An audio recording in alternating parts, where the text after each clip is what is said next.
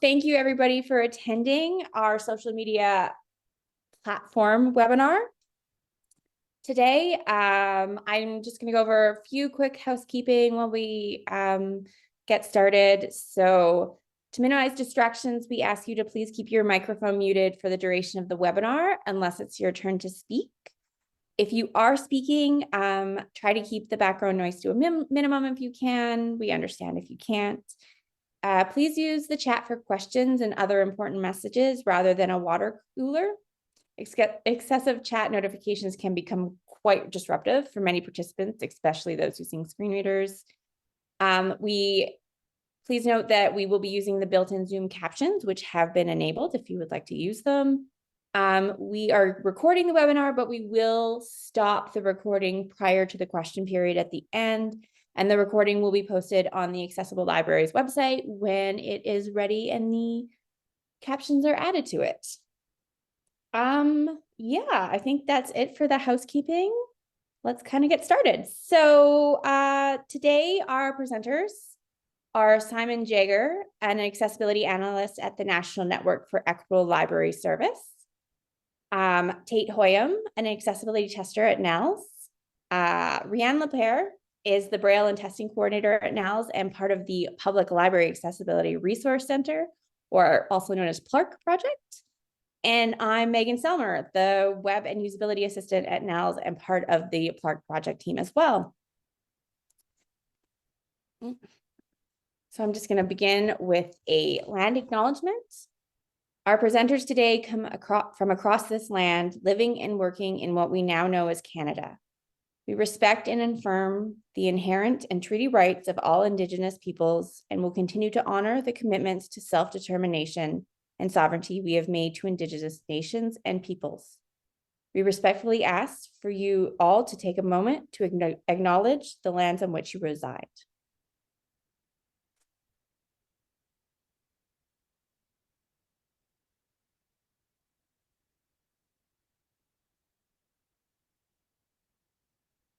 Okay, thank you so much, everybody. Let's get started with our webinar today. So our presentation discussed the accessibility advantages and barriers in different social media platforms users encounter when navigating with assistive technologies. And when we say assistive technologies, that refers to the products, equipment, and systems that enhance reading, learning, working, and daily living for persons with disabilities.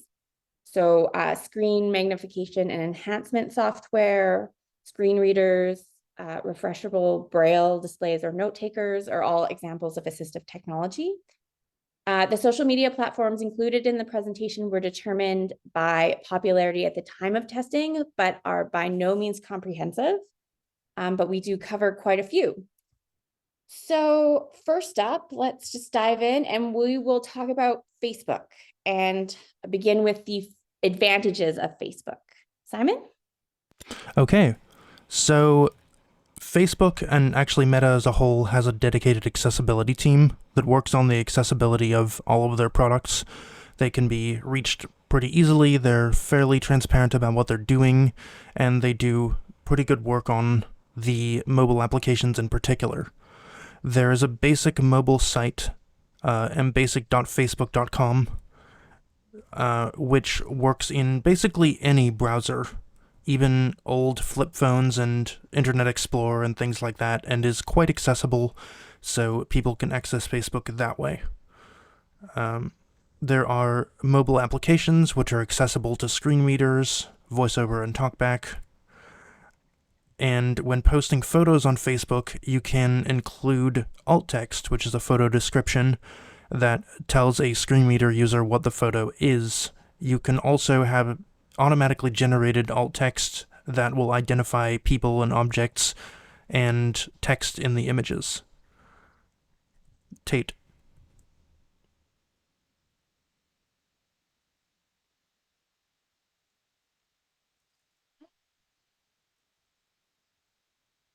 Tate, you're muted.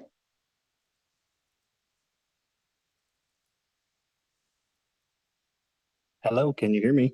Yes, yeah. Yes. Oh, fantastic. All right. We are just on the Facebook advantages. Yes, I see that. Sorry about that. Technology gets us every time. I know.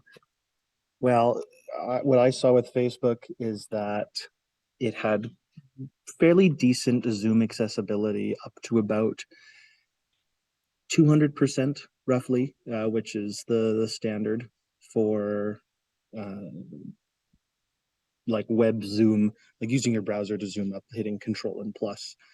I found that it was pretty reasonable up until that. Above that, there were some issues, but overall it was decent and had okay contrast. Awesome.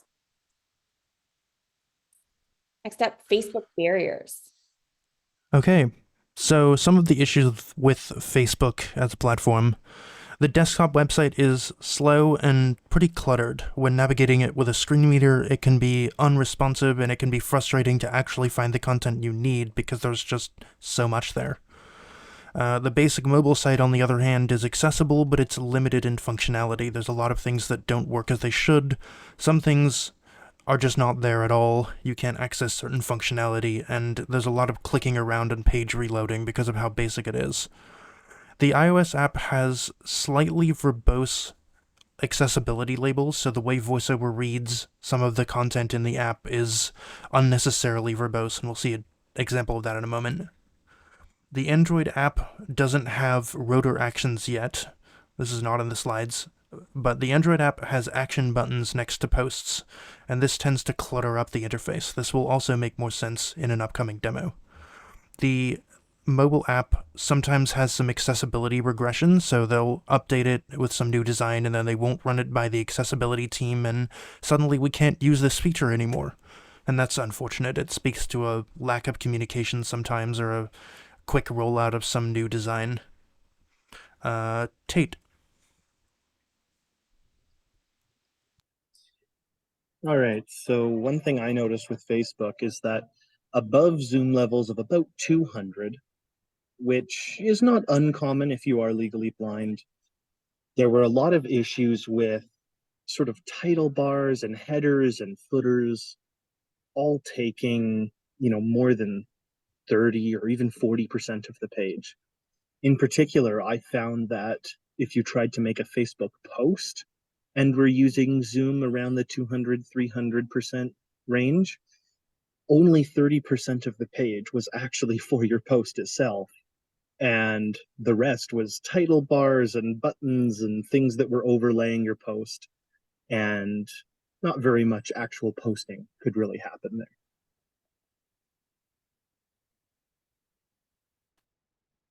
Okay, we will now look at a Facebook screen reader demo.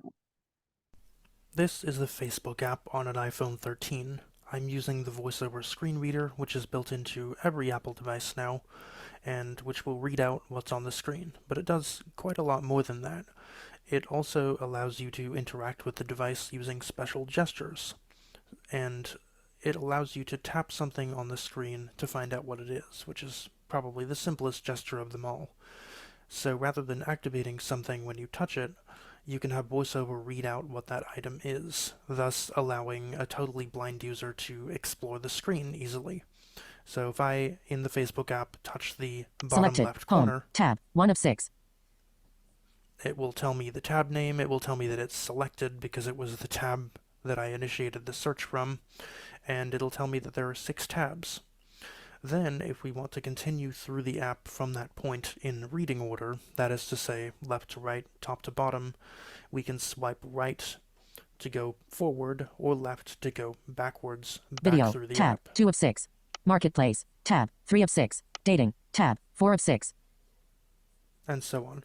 This also automatically scrolls any scrolling view, so if I'm on a post... Accessible Library CA. One, Biblios Accessible CA. September 6th. Public. More options. We have a handy hashtag checklist you can print out or refer to digitally when creating your hashtag social media posts to ensure they're accessible. Most people have shared with us that they struggle with writing good alt text.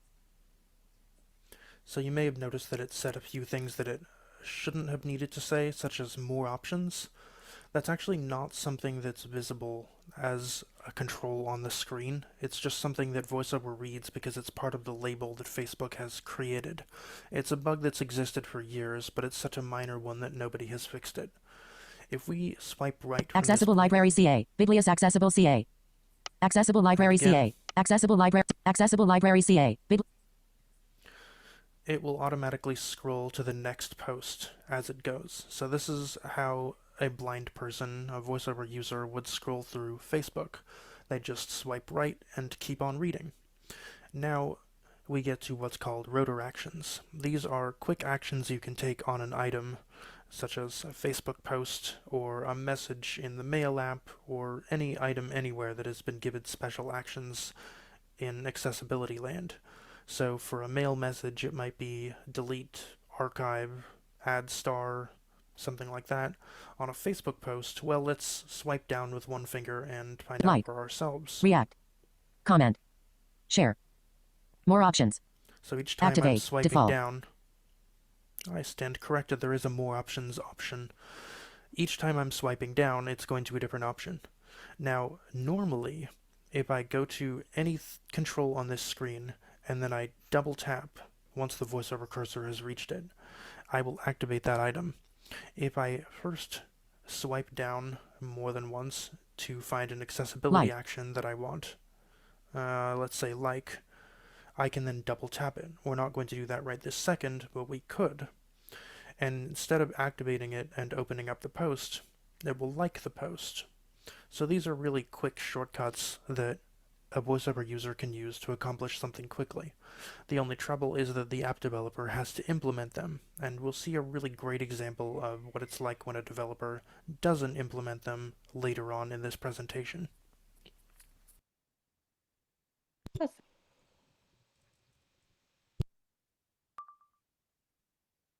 So that covers Facebook. Next up is Instagram. So some advantages of Instagram. Just like Facebook, it's part of Meta, so it has the dedicated accessibility team that you can reach and that work on the app to make sure that it's accessible, in theory.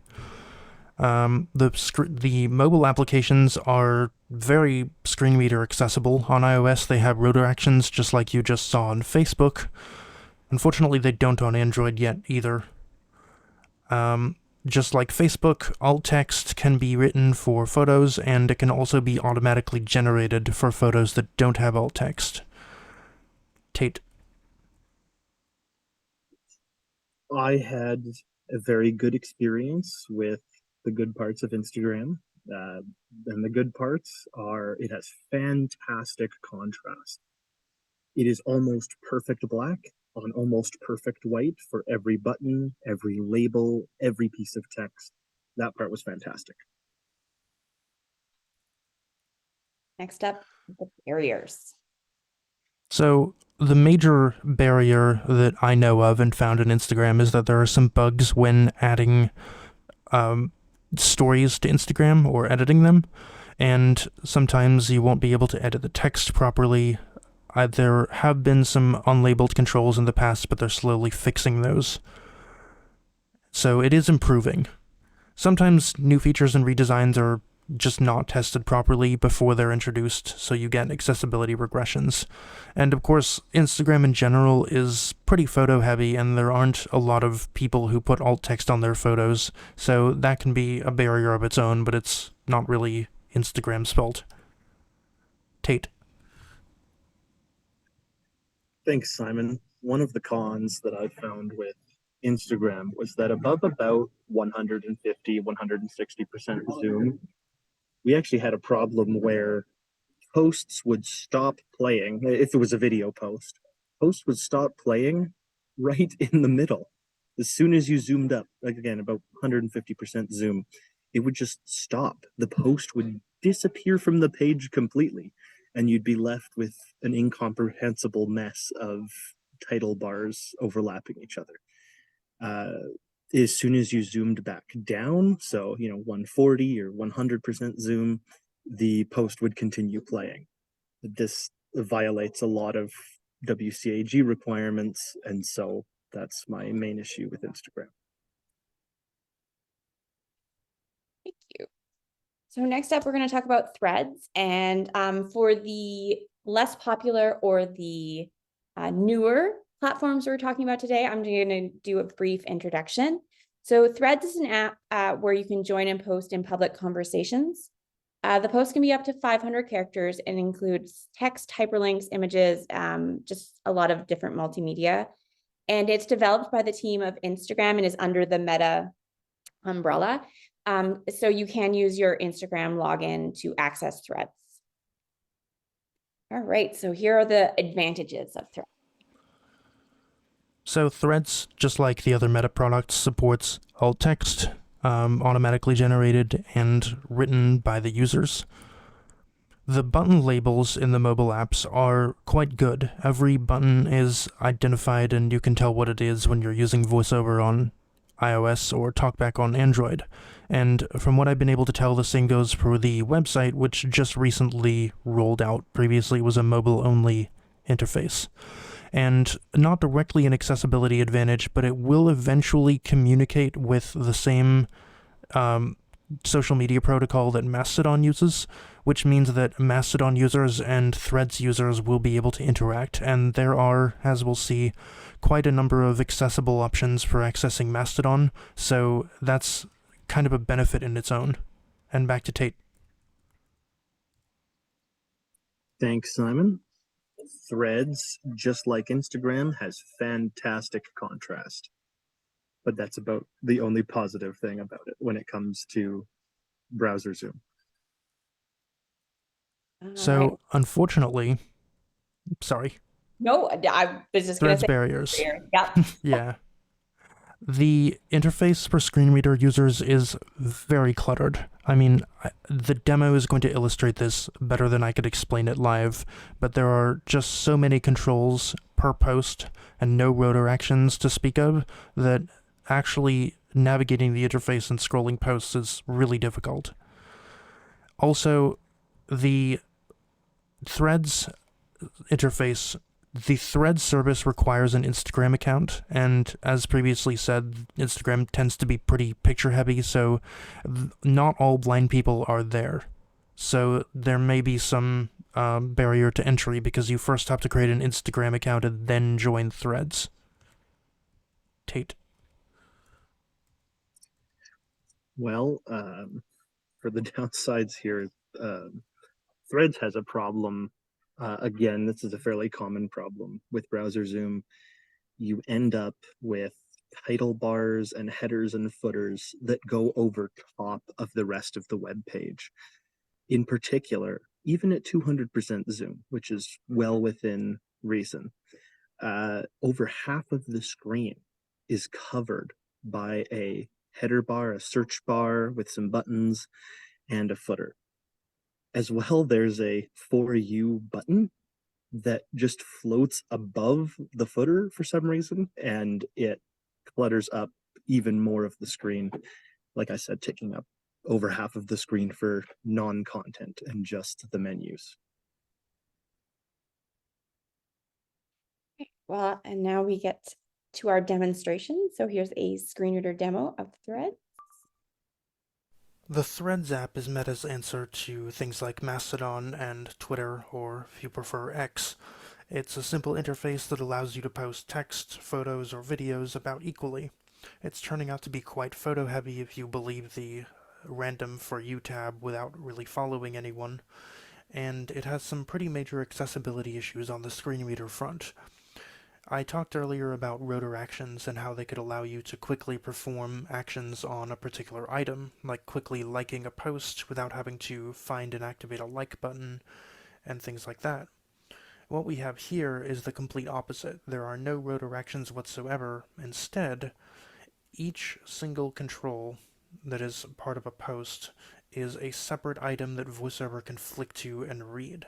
So in order to scroll through posts, you have to do quite a lot of swiping around the screen and reading of little bits of information. You kind of get drip-fed the posts one piece of information at a time.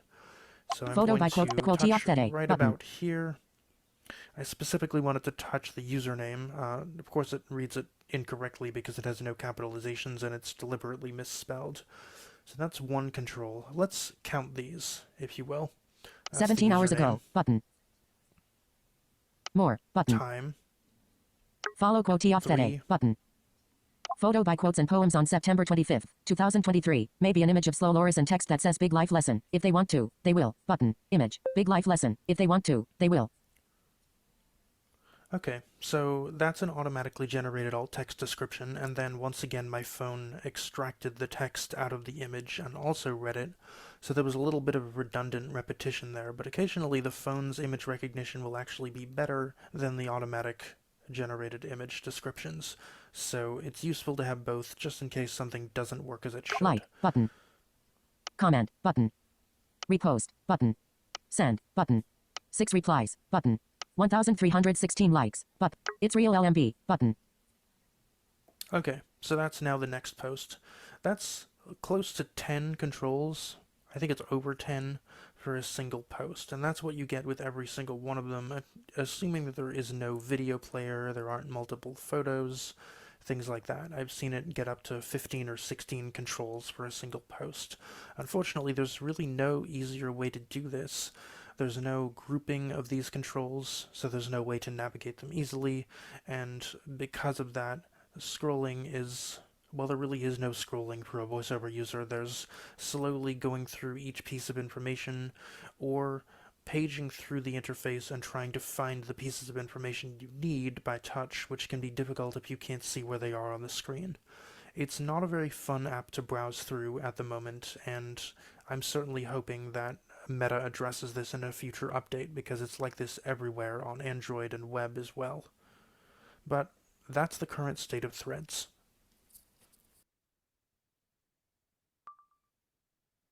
Right, and now a demo of Threads by Tate. All right, this is just a quick demo of me moving around within the Threads web interface on my laptop. You can see in the top corner, I'm at 200% zoom, and look at how much of the space is being taken up by the top bar and bottom bar instead of showing me the content that I'm looking for. Yeah, it's not 50% like some of the other apps, but it is still significant. Thank you. Okay, next up, let's dive into X, also known as Twitter. Okay, so Twitter, recently renamed to X, has quite a lot of accessibility to speak of, with some asterisks, which we'll get to. The website is quite responsive for a website, and it has some useful keyboard shortcuts. The mobile apps are pretty good right now and have rotor actions on iOS, not on Android though. Photos can be given alt text. There's an automatic reminder that you can enable from accessibility settings if you forget to add alt text, so that it prompts you to add it before you post the tweet post. I'm not sure which one I should be using at this point. And for people who don't use a screen reader and want to still know what the alt text of a photo is, there's a little alt button on photos that have it. So now you don't need to load a screen reader to see images. This is something I think should be everywhere, but most of the apps that have alt text require you to run a screen reader to read what the alt text is, which is kind of unfortunate sometimes. Tate.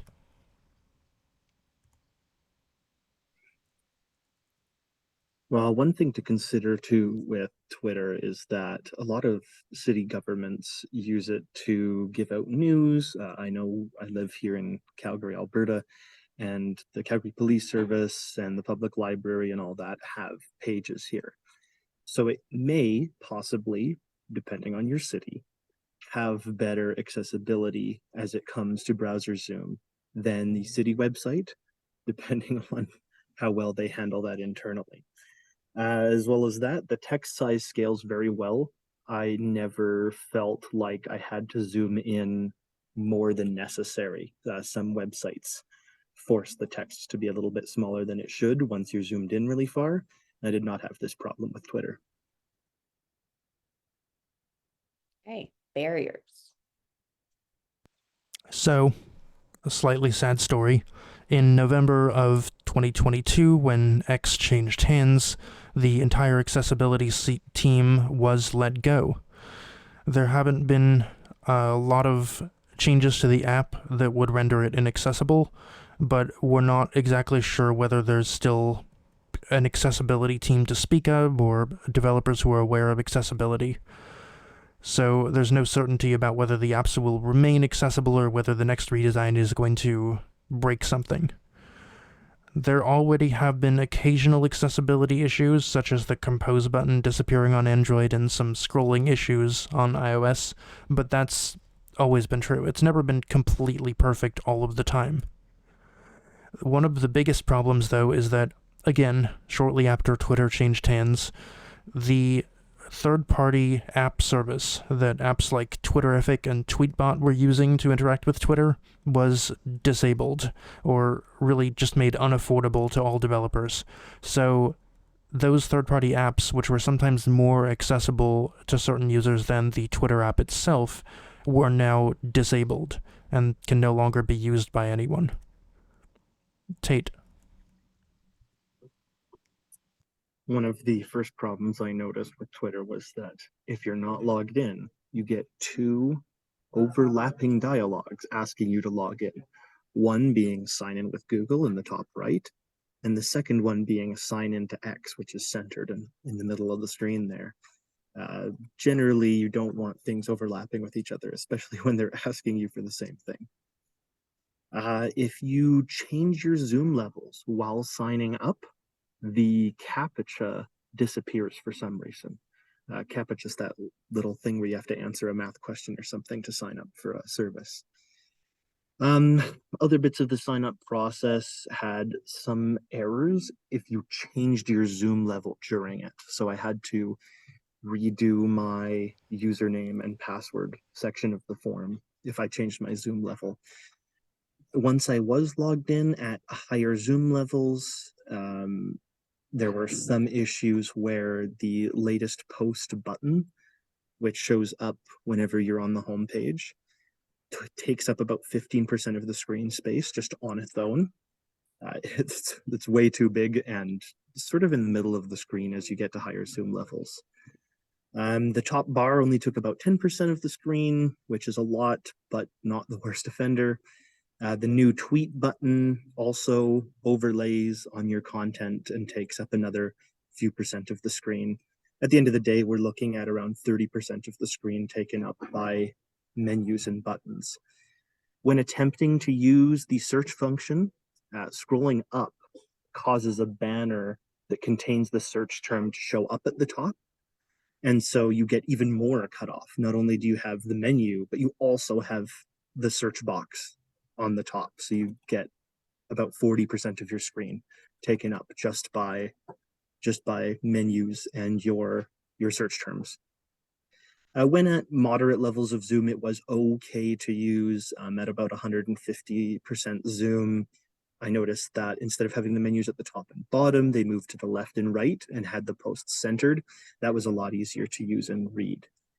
When attempting to make a new tweet, things were mostly good, again, up to about 200% zoom. And after that, the form actually isn't visible at all because it's completely taken up by menus on the top, menus on the bottom, buttons on the side, and they take up the entire screen above about 200 to 300% when you try to post.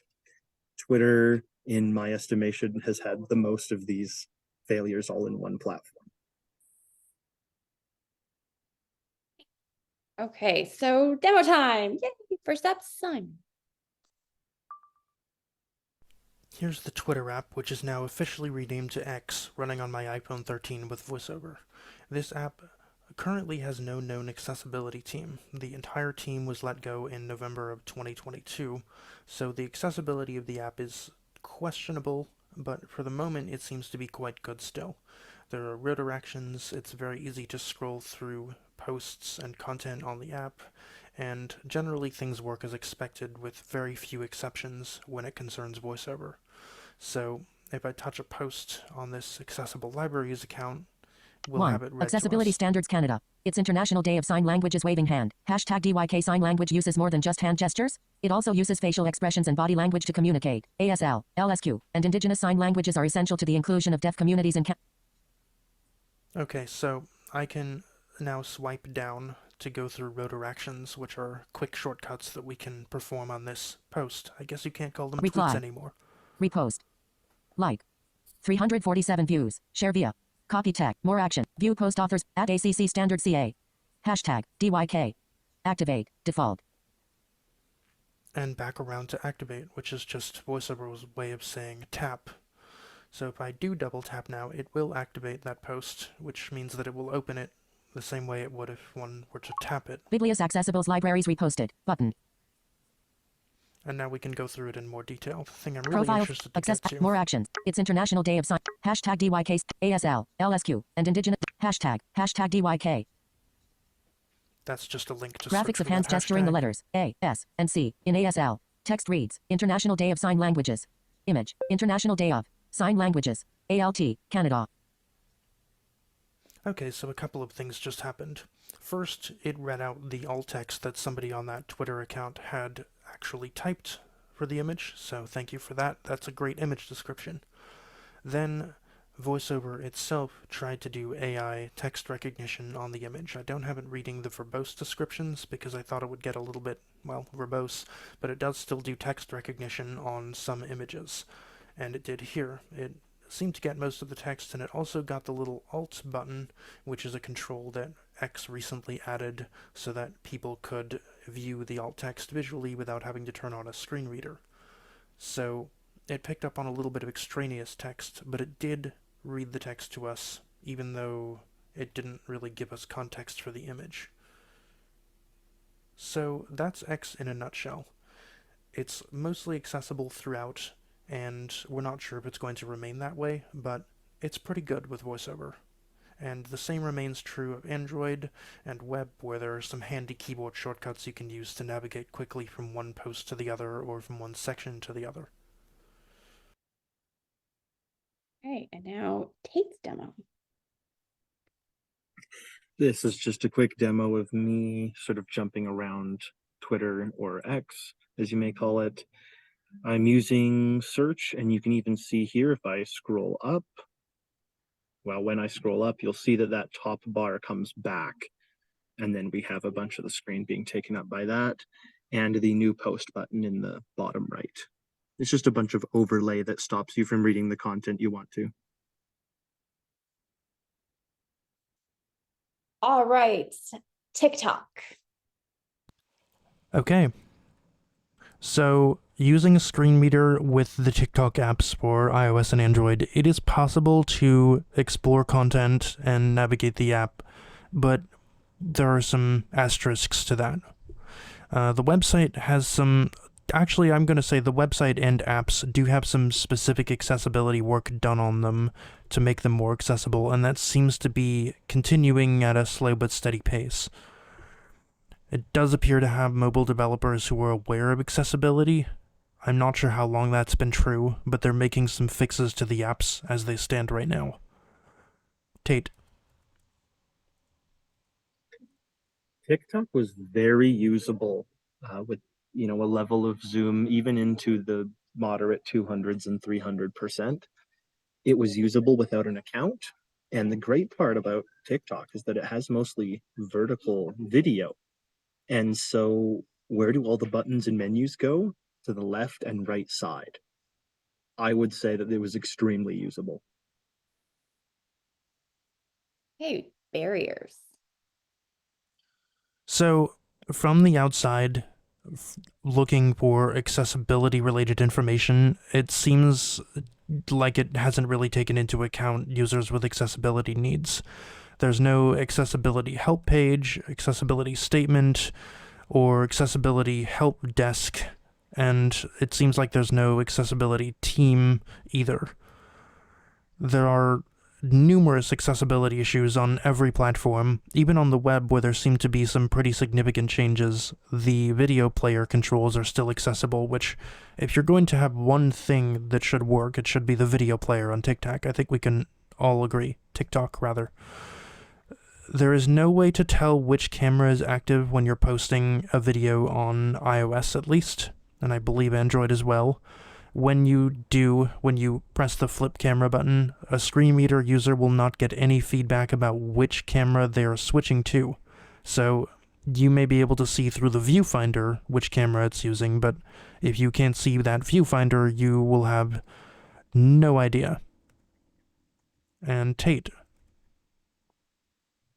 The only real con that I found with TikTok is that the search page was somewhat difficult to use above about 200% zoom, but it was still somewhat usable, and the rest of the site worked really well no matter how much I zoomed in. So overall, I'm quite impressed. Okay, LinkedIn. Okay, so LinkedIn, I will say right off the bat, is in a pretty good state for screen reader users. It's backed by Microsoft's accessibility team and their disability answer desk, which is a team of people that are knowledgeable about screen readers and other assistive technology that you can just call and ask questions of, or you can chat with them. It supports user-created alt text, so alt text that a user will type on the images they post, and it also now supports automatically generated alt text, as well as manual and automatic captions for videos. It has really good screen reader support across iOS and Android. On Android, it's one of the most usable apps I can think of. It has the equivalent of rotor actions there, and not very many apps support that yet. The interface is just intuitive everywhere. It's clear a lot of work has gone into it. And lastly, if you need live video assistance with LinkedIn for some reason, the free app Be My Eyes can give specialized help from Microsoft support, I think just directly from their disability answer desk. Tate. Well, LinkedIn doesn't have too many floating buttons or menus over the primary interface, and it has pretty decent contrast. Can't complain too much. So LinkedIn barriers. Tate. Oops, sorry, muted myself there. At larger zooms, there's quite a large top bar taking about 40% of the screen there, and that's present through all the pages, but that is my only major complaint with LinkedIn. Otherwise, it's quite good. And now we'll see a demonstration of that. So this is myself just clicking through LinkedIn a little bit. You can see in the top right there, I'm only at 120% zoom. I'll go back to a larger zoom in a moment, I believe. And you can see that the top bar starts to really overwhelm the page at around 200% zoom. You end up with that top bar over your content and searches and friends and whatever else you might be actually trying to read. There's also the the little cookie banner at the bottom that takes up a pretty significant amount of space. Okay, so next up, we're going to talk a little bit about Tumblr. So just some background, Tumblr is a social networking microblog where users can post different multimedia posts. So like with text, pictures, videos, etc., in like a short form blog posting. It was founded in 2007 and has over 500 million different microblogs on the site. So let's learn about Tumblr's advantages. So, Tumblr with a screen reader is kind of a mixed bag. It is possible to read the text content on Tumblr, and it does support the use of alt text for photos. Fairly recently, actually. That's a recent addition to the platform. There's been some work to increase contrast and the general usage for low vision users on the dashboard in particular. Most of the important things have screen reader labels across mobile and web, so most of the controls and buttons can be identified with VoiceOver. You won't hear something like button where you should hear reblog button. Tate. Well, I found that the top bar gets a little bit large. It doesn't take up nearly a majority of the screen and leaves most of the other content quite available to you. There aren't very many buttons, menus, and such which overlay the primary content at all, in fact. In search, following, or the For You screens, all of them are actually hidden behind a hamburger menu. Overall, I'd say the site's fairly usable up to even 350% zoom, which is outstanding and one of the best sites performed so far. Barriers. So for screen reader users, I did say that things are generally labeled well, but it's very cluttered on iOS and Android, and not the greatest on web either. It kind of reminds me of Threads. There are just many buttons associated with each post, and it's kind of hard to figure out where you are in the interface sometimes. It's also very picture heavy. A lot of people don't use alt text. They don't know about it. It's such a recent addition, and it just isn't part of Tumblr culture the way it is on some other platforms. Tate. After you view a few posts on Tumblr, it tries to get you to sign up. This is somewhat annoying, much like we've talked about before. Not necessarily everyone is going to have an account everywhere. As well, the new post page does have quite a bit of space for the title and the X button to close it. It ends up looking like a pretty large menu, but it still gives you the majority of the screen space for you to be writing your post. Thank you, guys. Next up, Reddit. So Reddit is a discussion website and a group of online communities organized by subject, topic, interest, etc. Users, or more commonly known as members of Reddit, post and comment on those posts, like the multimedia content, and that those can then be voted up or down by other users or members of Reddit. Advantages. So there is limited but functional screen reader support on the web interfaces. There's an old Reddit and a new Reddit, or if you prefer, classic Reddit and redesigned Reddit, and both of them have some level of screen reader support. The Reddit app for iOS has been getting a lot of accessibility improvements lately for reasons I'll talk about in a moment. There have been rotor actions added to it, at least in some parts, and a lot of the previously unlabeled buttons have been labeled, so there's clearly some work going into making it more usable with VoiceOver, and that's great. Also, there are third-party apps, like an app called Dystopia on iOS, and one called RedReader on Android, and these have been made specifically with a lot of accessibility enhancements that make them extremely nice to use with VoiceOver. All kinds of rotor actions and customizations and things you just don't find in a mainstream app. Tate. Well, I have a little bit of a love-hate relationship with Reddit. Old Reddit used to allow styling by community. So each community on Reddit would actually design their own way of displaying things, which of course has a lot of gray area. It could be really great for the communities that understand how to do that well, and really terrible when they don't. That said, the new Reddit interface, although it mostly works at reasonable zoom levels, it does have one fairly large always-on header at the very top. Old Reddit avoids that at the cost of having questionable contrast depending on the community. Overall, I find Reddit to be quite a mixed bag. Okay, Reddit barriers. So the official mobile apps have pretty poor screen reader accessibility, and until recently the developers haven't really had a good track record for acknowledging that, let alone fixing it. The Android app has still got quite a few issues and unlabeled buttons. Certain screens in iOS are still nearly unusable. And to add to that, accessibility on the old and new web interfaces for screen reader users is also kind of a mixed bag.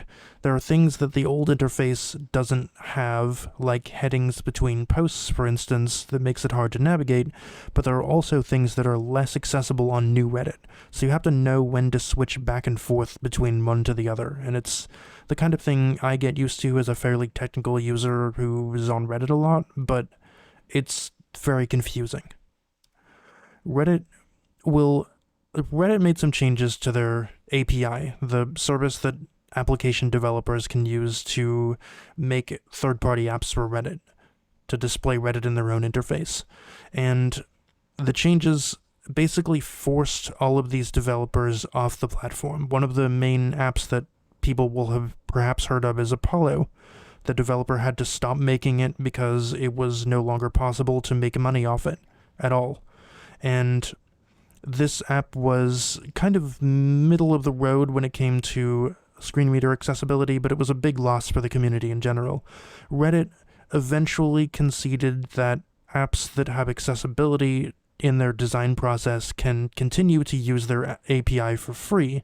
In other words, they can continue to exist and we can keep using them, but only if they don't charge for their app. Not even an in-app purchase or a tip jar or anything like that. So these developers, the people who literally make Reddit usable for blind people, are not being paid for their work and are forbidden from being paid for their work. It's a kind of a hostile developer environment, and we don't really know how long these apps will actually stick around. In addition to that, there's no support for alternative text on images, so even if people do want to describe their images, they can't. And if you post an image on Reddit, there's no way to add text to the body of the post. You can put it in the title, but that can get quite long. Some people choose to describe the images they post in their comments, but that can get buried. There's no way to pin a comment to the top of a post, even your own, so other people can upvote other comments that are not the description, and then the description is nearly impossible to find. Tate. I just realized that I covered a bunch of the cons the first time I was talking. One of the major cons of old Reddit versus new Reddit. New Reddit no longer has an issue with horizontal scrolling. This is something that people who need to zoom in really far often have, is that a website is designed to be quite wide. And then when you're zoomed in, you need to scroll left and right to find things. Now, old Reddit does have this problem, and new Reddit gets rid of it. However, in exchange, new Reddit keeps condensing the text into narrower and narrower slices.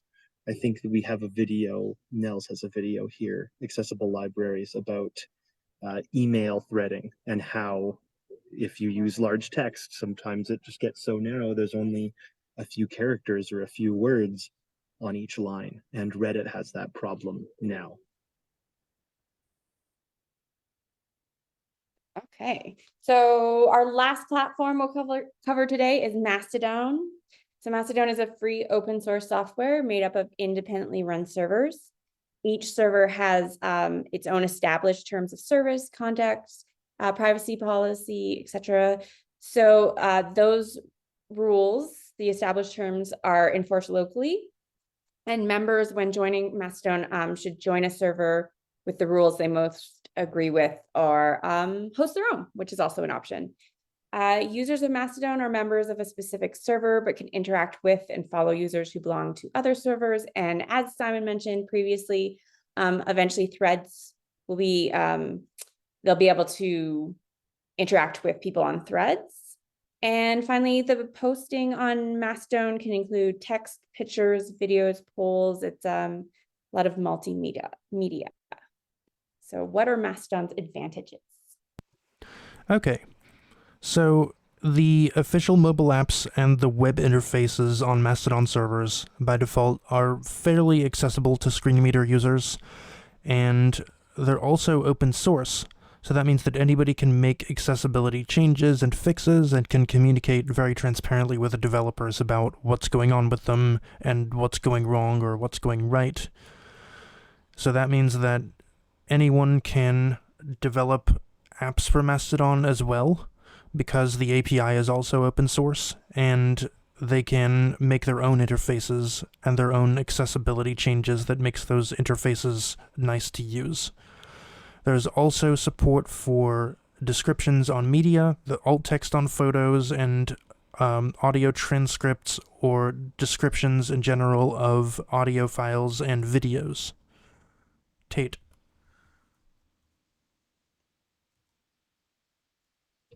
Well, I found that Mastodon had great contrast and a dark theme by default. I was very impressed with that. And the new post page only really takes the top and sidebars, and they're quite small at reasonable zoom levels. So overall, I'm quite happy with it. And yeah, the open source nature of it helps with when a problem does come up, it can be addressed without having to go through a bureaucracy of some kind.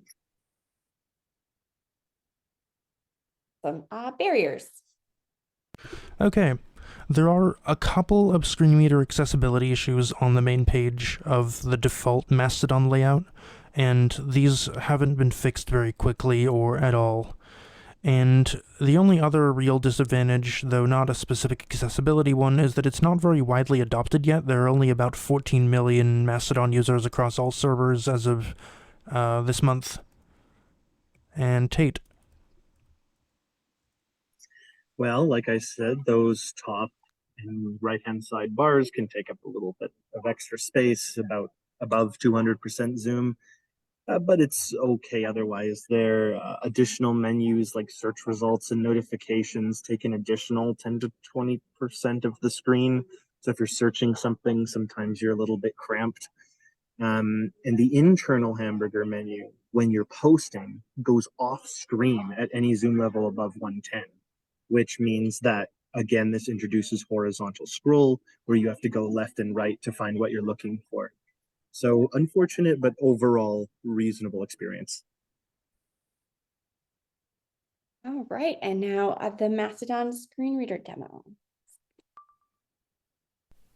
Accessibility has long been a focus of Mastodon users and developers alike, and that has a couple of consequences. First, there are many apps you can use to connect to Mastodon servers, log in, and interact with other people in posts. Second, lots of people on Mastodon make their content accessible. I selected a random sampling of images and added them to my bookmarks, and I will now scroll through them, once again with VoiceOver enabled. Joanne Fisher, one image, handwritten sign outside of a store. Text, your beliefs don't make you a better person, your behavior does. 34 reposts, 1 favorite. 4, Thomas Stern, Ibaraki sunset, 1 image, city street in Ibaraki in northern Osaka. The street is busy with public buses and cars. The shops are lit up as it is early evening. The sun is just about to set nearly in direct line with Expo Road, a scene from an overpass at the Ibaraki train station. The sky is lit in orange hues with scattered clouds. 1 repost. 1, Mike Nell, do not disturb until next Catterday #cat cats off Mastodon. 1 image, a mostly tabby cat with white bits curled up looking very tired on a cushion. 2 reposts. 1. And once again, we have rotor actions, so we can quickly take action on View any media. of these posts. View links. Reply. Repost. Quote post. Unfavorite. But unlike other apps, you can actually go into settings in this app, which is called Mona, and you can decide exactly which rotor actions will show up and in what order they'll show up. And then you can put overflow actions into a More menu. It's one of the most accessible apps I use, not just for Mastodon, but in general. So there really aren't a whole lot of negatives to Mastodon, because if one person's interface is not working well, you just switch to another one. And this happens to be one of the best ones out there, but there are many more like it. Okay, so in summary, thank you, Simon and Tate. Those were amazing. Yeah, so as you can likely tell, there are no clear platform winner. Each has advantages and barriers that need to be considered. Our recommendation is just to post widely on as many platforms as possible, and products like Sproutable or Hootsuite, and following our accessible social media checklist, which is available on accessiblelibraries.ca, can help you do this. And so your posts are as accessible as possible.